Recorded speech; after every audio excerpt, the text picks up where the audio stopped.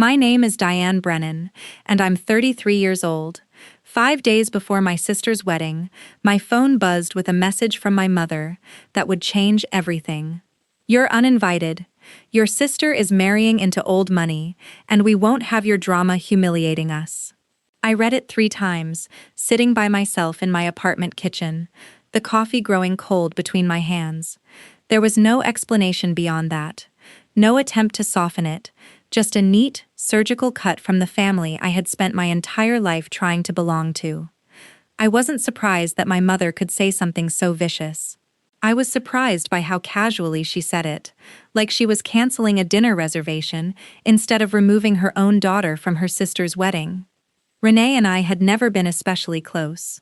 Not truly, but we were sisters. We'd shared a bedroom until I was 12. We'd cried together when our father walked out. And now, because Renee had landed herself a fiancé with a family name connected to 3 golf courses and a shipping company, I had become an inconvenience, a blemish that might appear on the guest list and remind everyone that the Brennans weren't always old money. We weren't old anything. We were a single mother and 2 daughters, scraping our way through overdue rent and layaway Christmases. I typed a reply, deleted it, then typed another. Nothing sounded right.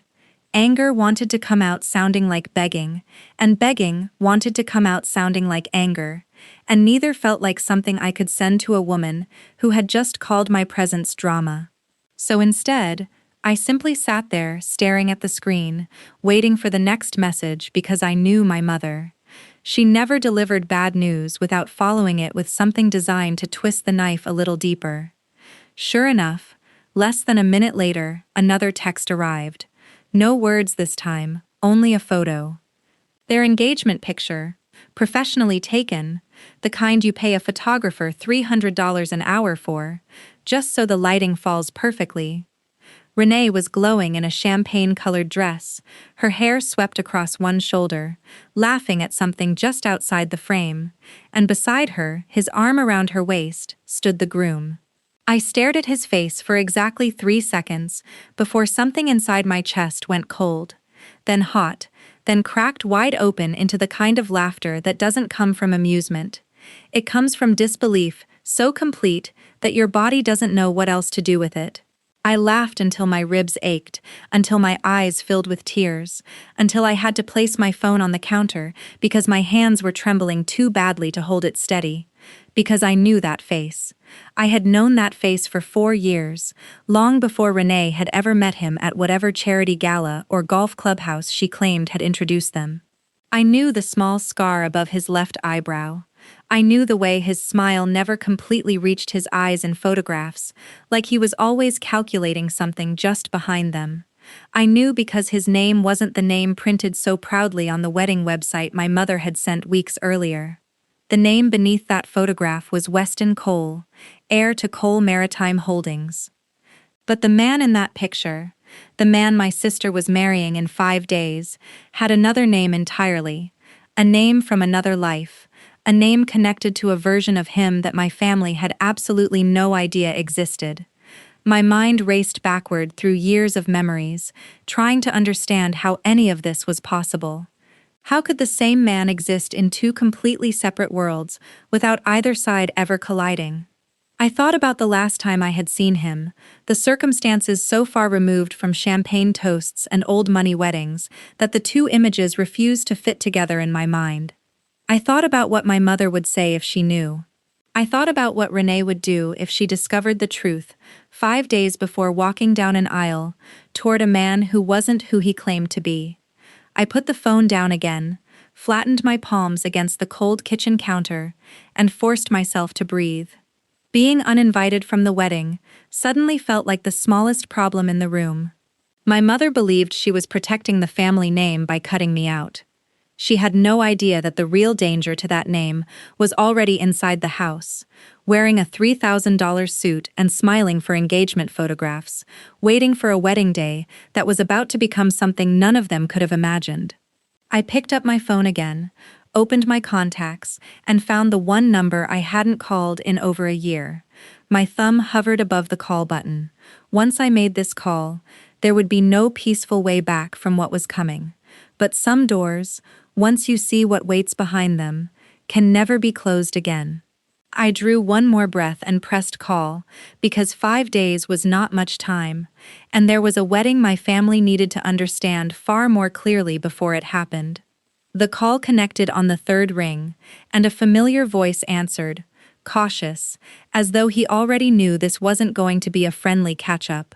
His name was Grant Holloway, a private investigator I had hired 2 years earlier during a messy dispute with a former landlord, and the one person I knew who could pull a legitimate background on someone faster than any of us could Google our way through it. I didn't bother with pleasantries.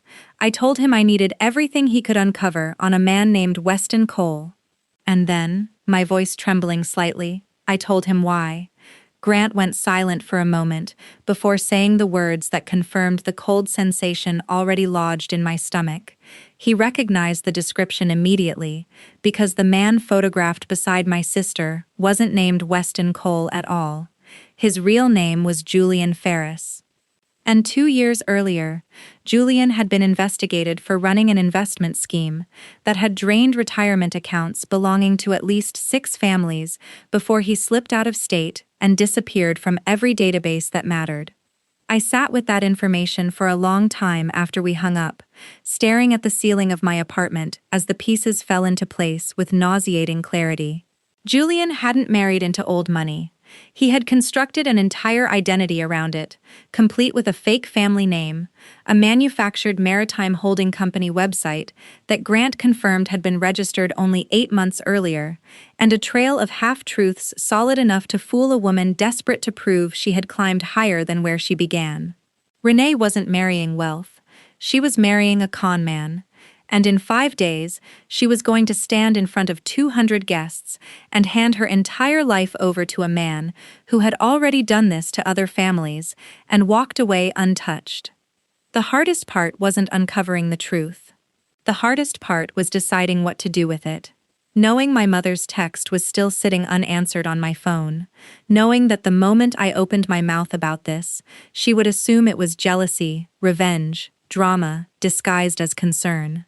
So I did the only thing that felt right. I didn't call her. I didn't call Renee either. Instead, I collected everything Grant had uncovered: the financial records, the forged documents, the photographs of Julian using another name at a courthouse appearance 18 months earlier, and I drove to my sister's apartment myself, because some truths cannot be delivered through a screen. Renee opened the door, already irritated, arms folded, clearly expecting an argument about the wedding invitation. Instead, I handed her a folder and told her to sit down before she looked inside. I watched her expression change page by page, confusion turning into disbelief, disbelief hardening into something closer to grief. She kept saying it couldn't be true, that she had met his parents, that she had seen the company office, that this had to be some kind of mistake or a setup from a jealous sister who had just been removed from the guest list. But documents don't lie the way people do, and by the 3rd page, her hands had begun trembling the same way mine had over the kitchen counter. She called our mother that same night, and for the first time in years, I heard my mother's voice break with something other than pride or control. There was no wedding 5 days later. Instead, there was a quiet, painful unraveling, a canceled venue, an enraged phone call to a security firm, and eventually a police report that connected Julian Ferris to 2 more victims in another state who had reached out after his name resurfaced. My mother never apologized for the text message. Some people never do, but she did call me 3 days after everything collapsed, her voice smaller than I had ever heard it, asking me to come over, asking me to help her figure out what came next. And I went, not because the wound from that text had healed, but because family, even a complicated and imperfect one, still means showing up when it truly matters. Renee thanked me only once, quietly months later. Over coffee, neither of us finished. She told me that if I hadn't laughed at that photograph instead of simply feeling hurt, she might never have questioned anything at all. That laugh, born from shock and disbelief, turned out to be the only warning sign powerful enough to stop a disaster already 5 days away. My mother's old money wedding never happened, and the family she had fought so hard to protect from embarrassment ended up needing the very daughter she had tried to erase. If this story hit you the way it hit me living through it, that feeling of being underestimated, just before you become the one who saves everyone,